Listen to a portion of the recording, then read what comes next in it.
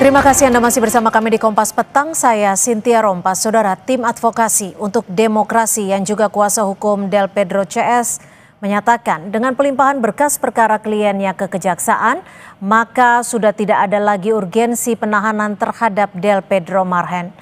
Direktur LBH Jakarta Fadil Alfatan yang juga kuasa hukum Direktur Lokataru Foundation Del Pedro Marhen menyampaikan dengan adanya pelimpahan berkas ke kejaksaan maka sudah tidak ada lagi urgensi untuk melakukan penahanan terhadap Del Pedro karena sudah tidak ada lagi proses pemeriksaan. Pihaknya mengimbau kejaksaan untuk melihat perkara tersebut secara objektif. Menurutnya perkara yang dihadapi Del Pedro CS adalah suatu penegakan hukum yang tidak murni. Adanya pelimpahan ini membuktikan bahwa sudah tidak ada urgensi lagi terkait dengan penahanan. Karena asumsinya ketika berkas itu dilimpahkan, baik itu tahap 1 maupun tahap 2, maka sudah tidak ada lagi proses pemeriksaan. Bahwa perkara ini adalah suatu penegakan hukum yang tidak murni, tapi adalah upaya perburuan kambing hitam dalam berbagai dugaan kerusuhan pada Agustus lalu. Dikutip dari akun media sosial Kontras, disebutkan masih ada 2 orang hilang yang hingga kini belum kembali. Dalam keterangannya, 2 orang yang masih hilang adalah M. Farhan Hamid yang hilang sejak 29 Agustus 2025 dengan lokasi terakhir di Brimob Kuitang, Jakarta Pusat. Serta Reno Syahputra Dewo yang hilang sejak 29 Agustus dengan lokasi terakhir di Brimob Kuitang, Jakarta Pusat. Kakak M. Farhan menyatakan sebelum hilang, adiknya ikut unjuk rasa atas tewasnya ojek daring Afan. Saya diajak sama dia kan, mau ikut nggak mas ke Kuitang? Saya tanya ada apa di sana kan? Dia bilang demo. Kalau ke orang tua sendiri, dia kalau ke orang tua dia bilangnya sih ikut mau mengikuti pemakamannya Afan. Keberadaan Reno Syahputra Dewo dan Muhammad Farhan Hamid hingga kini masih belum diketahui. Keduanya terakhir terlihat saat demo di Brimob Kuitang pada 29 Agustus lalu. Kita akan membahasnya bersama penasehat Kapolri Arianto Sutadi dan juga Usman Hamid, Direktur Eksekutif Amnesty International. Selamat petang Pak Arianto. Mas Usman, terima kasih sudah bergabung bersama kami di Kompas Petang. Pak Arianto, ini terkait keberadaan 2 orang yang dinyatakan masih hilang ini. Apakah Pak Arianto juga sudah memperoleh informasi terakhir terkait dengan proses dan juga update pencariannya oleh pihak kepolisian? Ya, saya tadi sempat menanyakan juga ya di Polda Metro. Dan kabarnya memang tadinya kan dari 3, 1 udah ketemu. Kemudian yang 2 ini masih dilacak. Dan sekarang ini kan Polda Metro menggunakan pakai IT ya, pelacakannya itu ya. Dari 2 itu selama ini yang satunya dulu pernah terlihat di suatu tempat gitu. Tapi kemudian dilacak kembali, kemudian tidak ada.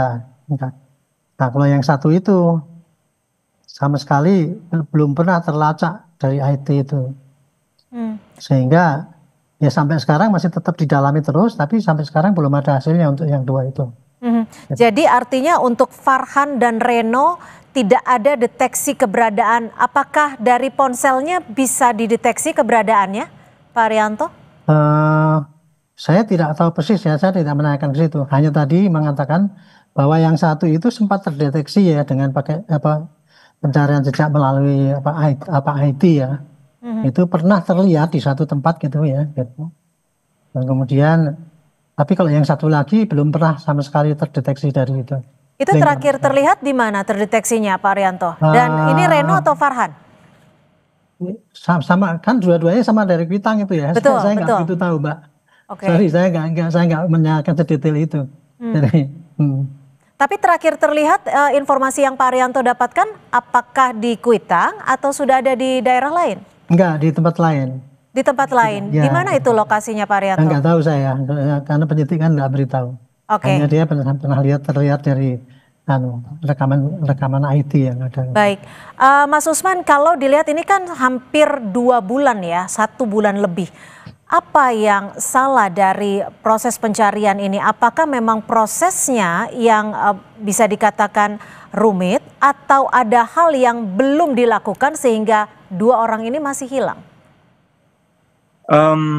Itu pertanyaan yang sangat penting ya. Saya kira tidak mudah untuk menjawabnya. Yang pasti keberadaan mereka terakhir di Kuitang, yaitu di depan markas Brimob, itu mengkonfirmasi bahwa mereka memang benar-benar pernah ada dan ikut di dalam unjuk rasa di depan Makobrimob di Kuitang. Apakah mereka di dalam unjuk rasa itu ikut ditangkap, ataukah mereka mengalami kekerasan oleh pihak lain, atau penjelasan lain, itu yang sampai hari ini belum bisa kita ketahui. Dalam satu pekan pertama, Kontras, LBH, dan lainnya mencoba menelusuri itu lewat berbagai cara, termasuk saksi-saksi yang ada di lokasi. Sejumlah saksi bahkan juga ditemui oleh sejumlah media massa seperti Harian Kompas membenarkan keberadaan Muhammad Farhan Hamid di Kuitang dalam unjuk rasa tersebut, dan juga Reno Saputra Dewo yang juga berada di sana. Bahkan kalau tidak salah, Farhan sempat meminta bantuan dari posko medis yang ada di sekitar Kuitang. Memang hari itu adalah hari di mana banyak sekali mata tertuju pada markas Brimob, terutama karena kematian Afan Kurniawan yang malam sebelumnya dilindas oleh kendaraan taktis. Nah, dalam sepekan terakhir, Amnesty, Kontras, LBH, Imparsial, PBHI, dan lain-lainnya sempat mencoba menelusuri kembali dengan meminta keterangan atau bertemu dengan jajaran Polda Metro Jaya. Bahkan dalam beberapa hari lalu kami sempat bertemu dengan Kapolda, Wakapolda, dan juga direktur-direktur di Polda Metro Jaya, baik itu yang berurusan dengan kriminal umum, berurusan dengan cyber, maupun juga berhubungan dengan bidang lainnya. Yang saya kira kalau tidak salah dalam pertemuan itu Pak Kapolda sempat menyampaikan bahwa salah satu dari dua orang yang masih hilang mulai bisa terlacak keberadaannya. Nah, saya sempat mengajukan pertanyaan, apakah keberadaannya itu terlacak karena nomor teleponnya, katakanlah ponselnya yang bisa dideteksi, atau karena memang telah terlacak keberadaan manusianya, orangnya gitu. Nah, Kapolda mengatakan yang kedua, dan apakah hidup? Saya bilang itu hidup, ya, gitu. Nah, ini yang sebenarnya kami masih nanti, tapi barangkali informasi itu juga masih terlalu dini untuk bisa Itu tanggal berapa, Mas Usman? Kalau tidak salah hari Rabu atau Selasa lalu kami berjumpa dengan Pak Kapolda, Pak Asep, dan juga Pak Wakapolda, Pak Dekananto, serta sejumlah direktur di Polda Metro Jaya. Pertemuan itu cukup besar, banyak sekali organisasi masyarakat sipil, termasuk itu termasuk Farhan dan Reno ya, dalam kondisi hidup artinya ya, Mas Usman, dari informasi yang Anda peroleh? Salah satunya, kalau tidak salah yang disebutkan itu. Oke, baik. Saya kembali ke Pak Arianto. Pak Arianto biasanya, bagaimana, Mas Usman? Ya, informasi itu masih kita tunggu dari Polda. Tentu masih perlu pembuktian. Ya, saya masih meragukan kebenaran informasi itu sampai benar-benar saya bisa melihat Farhannya maupun juga Renonya. Ya, kita semua masih berharap bahwa mereka betul-betul masih ada, masih hidup gitu, dan bisa dikembalikan kepada keluarganya gitu. Pak Arianto, biasanya untuk pencarian orang hilang, metode apa yang digunakan pihak kepolisian? Apakah ada backup plan ketika metode pertama tidak kunjung ditemukan? Dan biasanya durasinya ditunggu sampai berapa waktu? Itu kita kalau mencari seseorang yang tergantung daripada orang yang kita cari itu. Data-datanya apa yang ada pada dia. Kalau dia itu menggunakan handphone, berarti kita bisa lacak dari handphonenya. Tetapi kalau tidak ada, ya kita pakai identifikasi wajah. Seperti kalau orang yang dulu orang yang menculik itu kan, begitu ada ketahuan wajahnya itu, kemudian bisa dicari-cari itu, akhirnya bisa ketemu dan kita bisa temukan itu. Setahu saya ya dari dua teknologi IT itu yang bisa untuk melacak cuma itu aja dari handphone sama identifikasi wajah gitu. Atau kalau yang ketiganya ya itu para saksi-saksi di lapangan. Tapi untuk yang kondisi yang kacau seperti kayak gini ini kelihatannya saksi di lapangan akan sulit kita untuk mencari linknya yang satu dengan yang lain. Paling karena hanya melihat gitu ya, tapi kemudian kan besok sudah nggak ada anunya lagi. Tapi kalau handphone kan bisa dilacak keberadaannya, lokasinya gitu. Kalau untuk saya cuma gitu.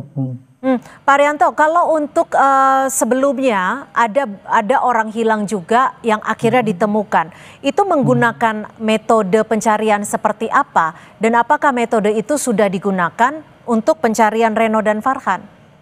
Kalau orang hilang ya dalam kondisi biasa, tidak dalam kondisi kericuan itu Bu ya, itu kita mencarinya bisa dilacak dari sejarah dia menghilangnya itu. Oke, kalau dalam kondisi gitu. Saat unjuk rasa seperti yang sebelumnya, kalau seperti kemarin itu ya paling cuman data rekaman di tempat ya, kemudian kesaksian orang yang melihat, saudara-saudara dan sebagainya, dia melihatnya di mana gitu.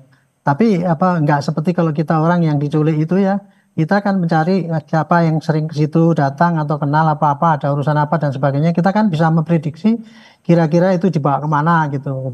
Kalau seperti ini kan di dalam kerusuhan kan itu kan terjadi, sehingga asumsinya pasti kan dia celaka atau dalam tanda petik terbunuh atau gimana, kurang lebih kayak gitu ya anunya gitu.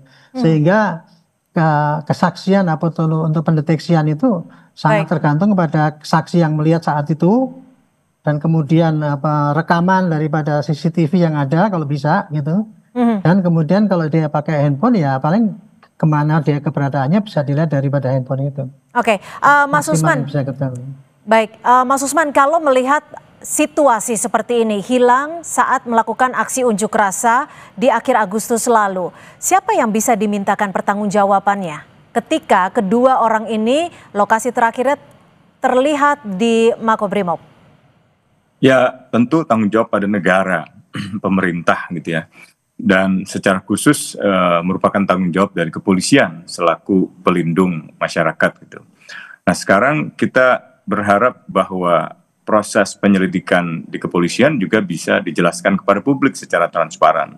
Bahkan kita berharap juga dalam waktu yang tidak terlalu lama, setidaknya pekan ini, paling tidak adalah perkembangan yang disampaikan oleh pihak kepolisian gitu.